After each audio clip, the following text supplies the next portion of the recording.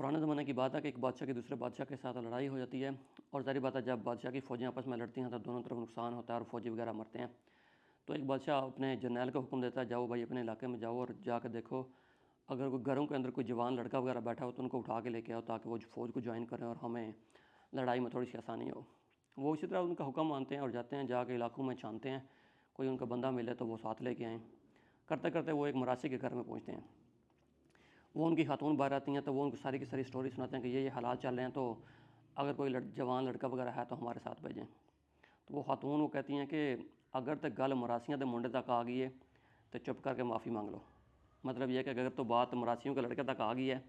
تو چپ کر کے معافی مانگ لیں، صلح صفائی کریں، کیونکہ جو مراسیوں کے لڑکے ہوتے ہیں وہ تو گانا بجانے کے لیے ہوتے ہیں، لڑنے کے لیے نہیں ہوتے۔ ابھی عمران احمد خان نیازی کی جو اہلیہ ہے ان کے خلاف اکانومسٹ کے اندر انہوں نے کالم لکھوایا ہے، تو اگر تو کالم لکھوانے تک بات آ گئی ہے تو چپ کر کے معافی مانگ لیں۔ اسی طرح عمران احمد خان نیازی کی جو بہن ہے نورین خان، ان کو بالوں سے گھسیٹ کے ان کے ساتھ ظلم کیا گیا، ان کے ساتھ تشدد کیا گیا جب وہ عمران احمد خان نیازی سے ملاقات کے لیے گئی ہوئی تھی۔ تو اگر تو اس تشدد پر بات آ گئی ہے تو چپ کر کے معافی مانگ لیں۔